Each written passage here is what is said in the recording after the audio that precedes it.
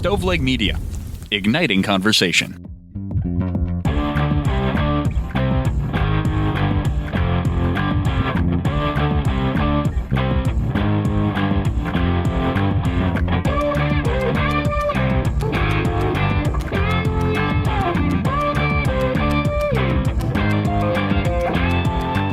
Hey guys, John here. Jamie and I were able to sit down with Courtney Lund O'Neil as she talks about her new book, Postmortem, What Survives the John Wayne Gacy Murders. So her mother was intimately involved in bringing down John Wayne Gacy. And I don't want to spoil anything for you, so I want you to listen to her interview. So Courtney, thanks again. Guys, we hope you enjoyed this bonus episode of True Crimecast. We are joined today by Courtney Lund O'Neil, the author of a book that's about to come out called Postmortem, What Survives the John Wayne Gacy Murders. Courtney, thanks for joining True Crimecast today. Thank you so much for having me. Yeah, we really love the opportunities to talk about people that are telling these stories. John Wayne Gacy is a name. If you know anything about true crime, you've at least heard that name and have some familiarity about it. But your book really comes from what I think is a unique perspective. And I guess to get started, just give us an overview. What in a few sentences, what is this book? And then we'll dive deeper. So this book is a new take on a very famous American horror story that I'm sure many listeners already know about. John Wayne Gacy took the lives of at least 33 boys and young men in Illinois in the 1970s. And he was caught in 1978. And part of the reason that he was caught, one of those important pieces of the puzzle, was my mom's efforts and her being there the night that he took his final victim, Rob Peace. She would become a prime witness on the trial in 1980 and kind of help stop his killings for good. And so I have kind of grown up in that shadow of what does it mean to have this kind of family history and legacy connected to this really horrible person. And so kind of asking big questions about this in the book as I move through. Absolutely. And a big part of the messaging in the book, I feel like, is that focus. You said it's a new take on John Wayne Gacy, and it's really focusing on the survivors, the victims' families, and that kind of thing. I know when the Dahmer Netflix doc came out, people were very upset because it made him look like cool. Dahmer's the least cool person ever. But your book and also some other things you push for that your mom has been a part of are very focused on the stories of those impacted. And what made you want to tell your mom's story in this way? Yeah, well, first of all, speaking back to the Dahmer thing, I think that Dahmer has been totally misrepresented and he's not cool. Not at all. Yeah, that was bad. It's been very harmful to people of true crime content, right? Like audiences and also families and people who have had to survive that. No serial killer is cool. If that's like someone's main takeaway from my book, like that is great. They're like the worst people imaginable, right? It's not like they did this one-off thing. Like they continuously murdered. Like there's nothing cool or exciting or thought-provoking about it. So I told this case because, my mom grew up telling me these pieces of this story. When I was young, a friend went missing, and I was really young when she first told me, I think, because I've always been very aware of like the man in the van, right? It's kind of been like lore, like growing up in the 1990s or early 2000s, you stay away from like the man in the van that's going to offer you candy or to see your puppies.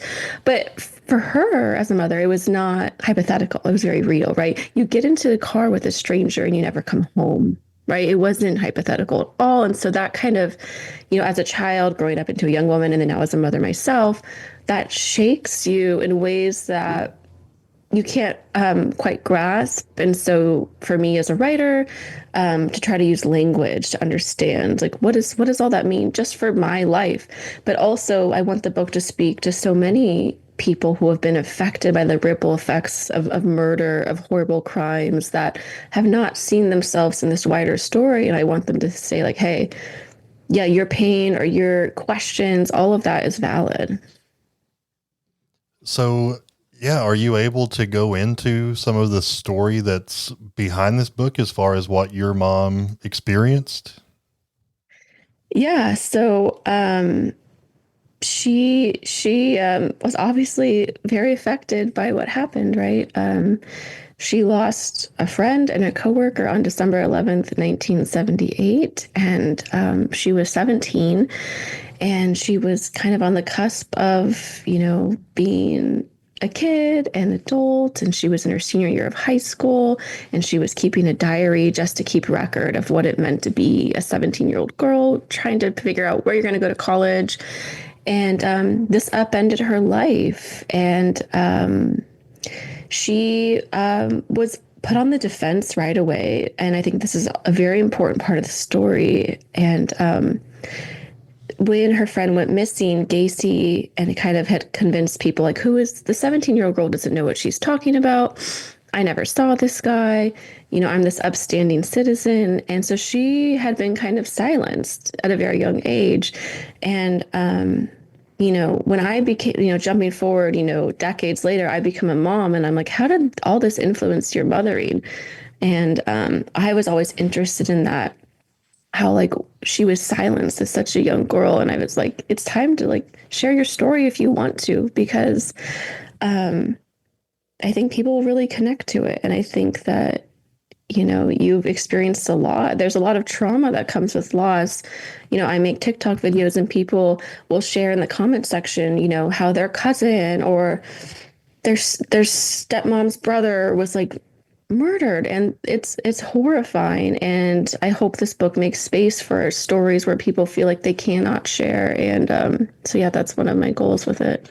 And she's affected, and I think that me learning how deeply affected she is, other people can begin talking and telling their stories if they're affected too by other crimes. And speaking of Netflix, they opened up the recent Gacy series, the most recent one, with her. And I know that you had some conversations leading up to that about what is this going to be? Could you talk about that process a little bit? Yeah, definitely. I think, a little backstory on this. The first thing that I ever wrote with her was a piece for Harper's Bazaar. It was an original true crime interview. It published on Halloween in 2018. And that kind of like opened the floodgates of like my email for people to be like, oh, I remember this, or, oh, come on the show. Or so there was always like some hesitation and pause with people. You never know people's intentions, because the story had always been Gacy, Gacy, Gacy. So the interview was like, no, this is a new angle. This is not Gacy, Gacy, Gacy, right? This is this teen girl that had to survive this. And it's her daughter who is curious about all of this. And so jumping forward to Netflix, my mom had a bad experience with a different network. She felt like the questioning kind of like lacked empathy and humanity, and it was a very kind of traumatizing experience for her. It was in like a warehouse or something? Yes, it was like in a warehouse, and she didn't feel like safe, and she's like, I'm never doing anything again. And then when Netflix reached out, we were like, no. They find me through the Harper's Bazaar article, and we're like, no, she doesn't want to do it.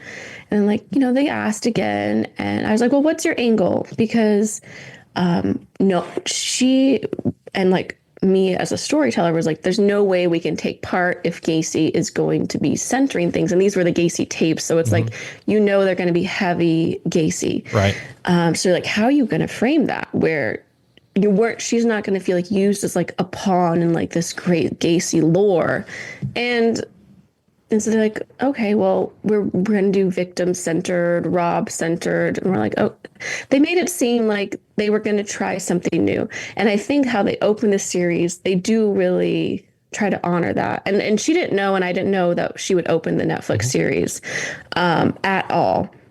I mean, it was a huge event. Like, they rented this, like, very expensive house and catered lunch and had this huge team. And it was like very big, as you would imagine, maybe like Netflix would do interviews. And she felt good during it. And I was there, and the showrunner, Joe Berlinger, he wasn't there, but he was listening in. But the people who interviewed, they were really kind and really generous and saw her humanity and had empathy. And so the experience was good. Yeah, that's great to hear. And I think that does come through. And she seemed comfortable to open up and be vulnerable in those interviews for sure. Let's talk about you said you were pretty young when you found out about this. What was the, and it was when you became a mom that you really seemed to focus on how she handled that, but reflecting back, which is a lot of what this is in this book, but reflecting back on that and growing up, how did you see this impacting your mom and her behavior and her worries and her trauma? Yeah, I mean, I'm still thinking about it. I don't think anything ever goes away. Like you can study it, write a book, talk about it, go to therapy, but things like always leave scars on you. And this is definitely a scar. But she has found ways to find like the good in it. And I don't mean that like in a very flat way. Like, for instance, her high school counselor, Mr. Tanner, he's probably long gone now, but she never forgets him. And he told her, you can be a victim to all this and let this destroy your life like it is right now, or you can try to do something good with it. So she's devoted her life to a life of service, helping others, joining the army, being a physician. So she's kind of taught that resilience in her mothering, right? Like bad things are going to happen to all of us. And how do we turn something good into that? And so maybe that kind of influenced this project in a way, like, wow, my mom went through this and what is there on the other side? And growing up, I was also a consumer of true crime with her. We always consume true crime, but we didn't find it comforting. We really were thinking about the survivors, the victims. And I just got kind of fed up, seeing my mom's pain juxtaposed against this Gacy figure so alive so many decades after he has passed. Right. And that kind of anger or frustration, I think for me was this, everyone's going to die one day. And so if this is the one single story that lives on, Gacy was this interesting person as a killer clown who did paintings. I was like, this cannot be the single story that survives when every person in the story passes away. And so for me, that was kind of the stakes in this is we don't have forever, right? We're not on this earth forever. And I thought there's a real danger in the story that kept being regurgitated in culture. And so I thought, I'm just one person, but maybe I can make a tiny shift in how we view true crime stories. And so that was one of my goals with the book, to honor my mom's experience. And for me, I chose to go deep instead of wide, right? There's there's at least 33 victims. And my friend David Nelson has written a book where he's interviewed many of the victims' families. So he went kind of wide in his book and I went kind of deep. And so I feel like our books are nice companion books and kind of rethinking how we tell stories around this case. I try to put myself in other people's shoes when I speak with them. And for your mother, she went through unspeakable loss, and I can't imagine how that alone would impact her life. But I wonder if she'd ever thought about how many people potentially she saved just in a single act of, it seems so trivial and so small, but the impact of that is unknown. And I wonder if she ever thinks about that. It's a really, really poignant question. And I think she has, maybe not out loud. All right. It's kind of like a really sad, difficult, like any of the loss or the future losses has been really hard to think about. But people have said that to me, right? Like, wow, your mom is a hero. She saved so many, right? And she has had to reframe that night as really thinking about her and Rob as this team almost. It was just this horrible, horrible thing. And, we didn't talk about the receipt yet in this interview, but, they found this receipt in Gacy's house that she had slipped in the parka pocket that he was wearing. And that receipt was helped with other things, lead to finding bodies under the house, his eventual arrest, and so on. And so I think that, I can't even imagine if he went on killing how many more there would be. And People also say like he shouldn't have even been out, like he'd already done terrible things, and then the justice system kept failing the victims by letting him out and be a person in the world. But it's a different story. But thank God he was stopped. Yeah, that's certainly one of the constants we find, unfortunately, is you had this person right here. You had them. You could have stopped this. But then I don't know. I guess hindsight's always 2020 in that way. So there was the event where her friend, he was he the last victim of John Wayne Gacy? Yeah, the final victim. Yes. Yeah, and she was a part of the investigation, and I know a lot of the publicity as it comes back up usually re-traumatizes people. Can you talk about was she involved in the trial a lot? Was she what was her role there, and how does she feel every time this comes back around? I know obviously she participated in this book and is very brave for doing so, but what's that like for her? She's really excited about the book and she loves the book. And for me, that's such a big, that's the most important thing. And if other people like it, that's great too. But for to hear her feel proud, excited of the book, like she tells everyone, if I have an event coming up, she sends it to all her friends, she feels very proud and excited by it, because I think she was so silenced as a teen girl, and to get to share your story and going through it together, she has said it has been healing, and so all of that has been good, I think. And so yeah. I also find we've mentioned off the air that we hear from victims' families, we hear from law enforcement attorneys. We don't often hear from people in this kind of role, either from her, where she was definitely played a role in that she lost someone very close to her, but also was a big piece of the investigation. But also for you, who you are a writer, you teach is what you do. And I think in this book, it blends journalism with memoir and storytelling. How did you find that unique voice in telling the story? Because it's not just one thing. Yeah, thank you for bringing that up. Yeah, the structure took a lot of thought. Nothing was by accident. Yeah, so my training, my master's, my PhD, all focuses in creative nonfiction, the act of hopefully telling true stories well.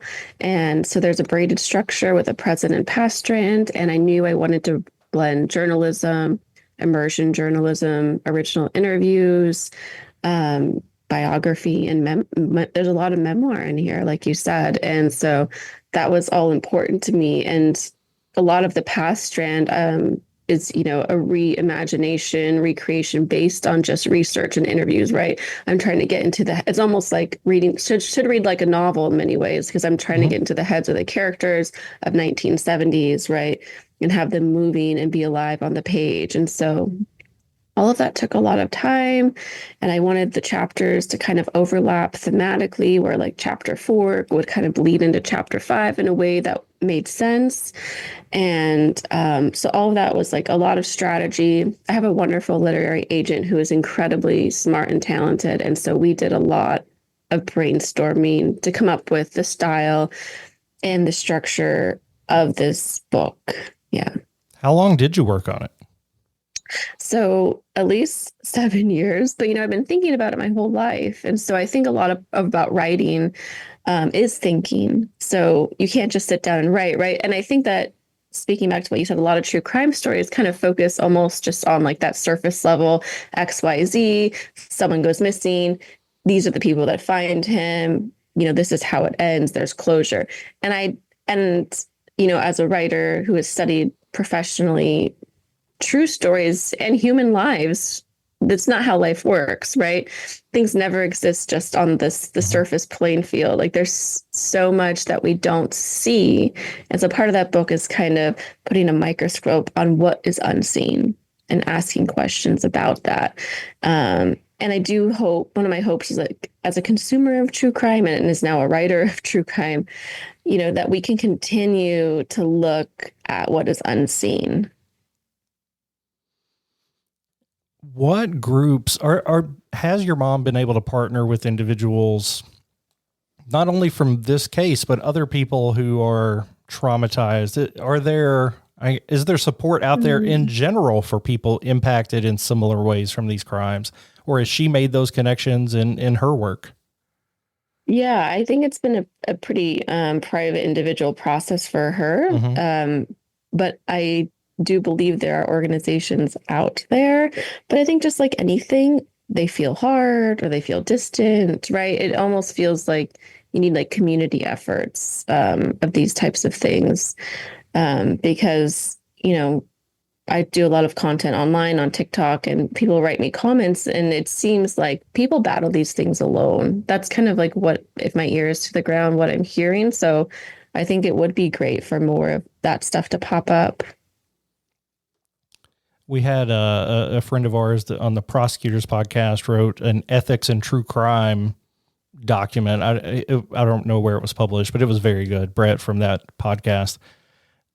In looking at the way you focused on this book and that fell down as I was saying that, and the attitude of the producers of the documentary, do you have advice for people who are doing this? We're telling stories every week, similar to what you said. It's a linear story. How can creators do better to honor those that are still hurting or those that are still living with this? Because you're right, the story's never over until everybody involved is gone, and we're usually not telling those stories, right? So, yeah, do you have advice? Yeah, I mean, it's a good question, and nothing's been perfect. And I think that any genre of literature or storytelling always has space to re-examine and grow itself, right? And I think that for me, like the simple idea is like, how can we transfer storytelling from killer-centered to human-centered? And so what people think about human-centered true crime can be different from one to the next. Mine, as a mother and a woman, might be more like, oh, how can I focus on the mothers more, right? It's like whatever your interest, like your human interests are, can be reflected in the framing of telling stories, right? But if we think about like the history and evolution of literature, from modernist literature to now, just as an example, like how framing has changed, how stories are always changing, right? They're this very living phenomenon. And I think as storytellers, we can always push ourselves to think about how we might reframe, ask different questions, while still acknowledging the true timeline of events, right? Because the timeline is what makes a story too, right? So like stories are like both plot and character. And so maybe focusing more on like the depths of characters would be interesting. Jamie and I have been doing this podcast for over 7 years, and we've tried to take that approach to be victim-centered and to not really focus on the gore or to sensationalize things. I think as a society, like everyone knows Bonnie and Clyde, not everyone knows at least one name of a victim of Bonnie and Clyde. So I really appreciate your work and focusing on that in this book. And I wish that more people would follow suit in that kind of thinking and work. Yeah. And thank you for, thinking about that, because I think like even just thinking about it it's hard, right? Because not all of that is online, right? You can't just go find like, oh, how is this person doing?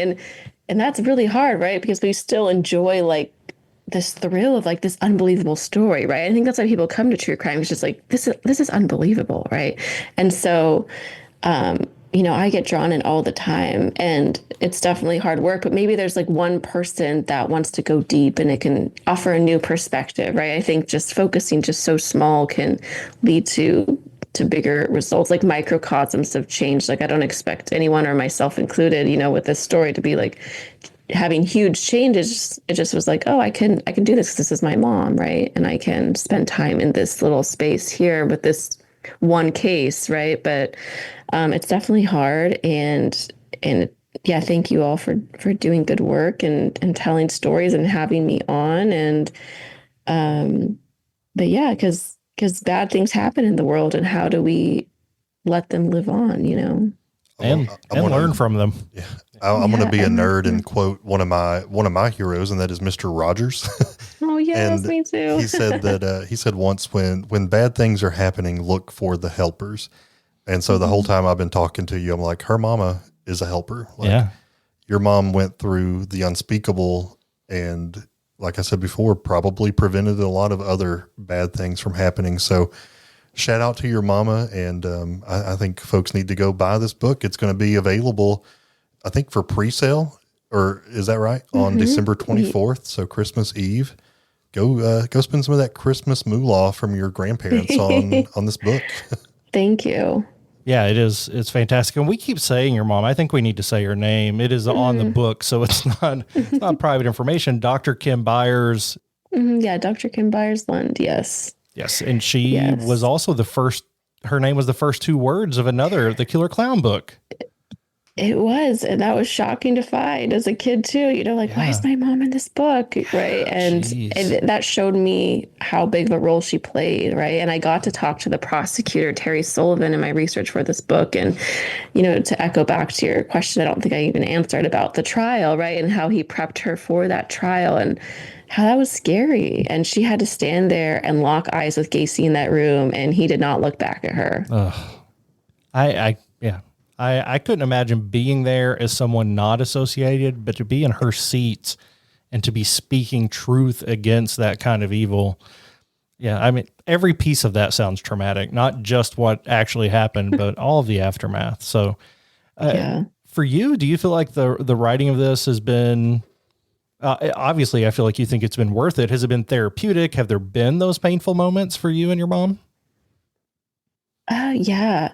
They've been painful. I feel like for me, like less me and her, it'll be like more me on my own, like just, sitting in this really dark case. I don't know if you all ever feel that way, but just like kind of reading and chronicling the worst of human nature, it affects you. It affects, I won't say you, it affects me mentally. And when I came back from my research trip, I was like unwell. I mean, I was just imagining the worst things happening to like my kids, and it was almost like I had to go touch grass and go for a walk, because I was like, this is actually like very dark, and I might be strong or like doing my notes or writing during like my research, but once you take a breath, you're like, whoa, I like need some self-care. Like, yeah, this was really hard and dark, and I need to work on myself for a second. So do you ever feel that way too in the work that you do, or? Thankfully, I'm a social worker when I'm not a podcaster. So yeah, things are great. His whole life is dark. We actually started another podcast where we just tell jokes and silly stories just to clear our minds. We had to go and do that, not only to put our time in a different place, but with our being creators, we had to do something else to get a step out of the darkness. It's tough. We call it, when we first started doing it, it was our palate cleanser. We would meet up at the studio. We would talk about awful stuff for an hour and a half, and then we would switch gears and just like make fun of each other and joke around and talk about our biggest redneck moments. And then we were able to go to sleep at night. Yeah. Right. So, you have to like laugh something off. Yeah. And that's important. Courtney, we will put all of the links to your website, CourtneyLundO'Neil.com, and then the Amazon link to purchase the book. Again, it is available. I think you can pre-order it on Amazon actually today. Tomorrow's Christmas Eve, though. That's the official date, and then you can get ready for that to ship. Are there other places people should find you? You mentioned you're like to post on TikTok. What's your handle over there? Yeah, so if you want to go on TikTok, I actually have a, what do they call them? A playlist called a Postmortem playlist. And you can see pictures, and you can see kind of their like mini documentaries, or there's like me talking about different aspects of the writing process or the case. And so that's at Courtney Lund O'Neil. And so, yeah, if you were interested in more behind the scenes stuff, you can check out that playlist. That's awesome. Well, thank you again so much, and folks, again, go check out this book. I think it's going to be a good read, and I know you'll love it. Yeah, I know you're still on like wrapping this process up, but already looking forward to the next one. No pressure. Awesome. Thanks, Courtney. Thank you so much. Appreciate it.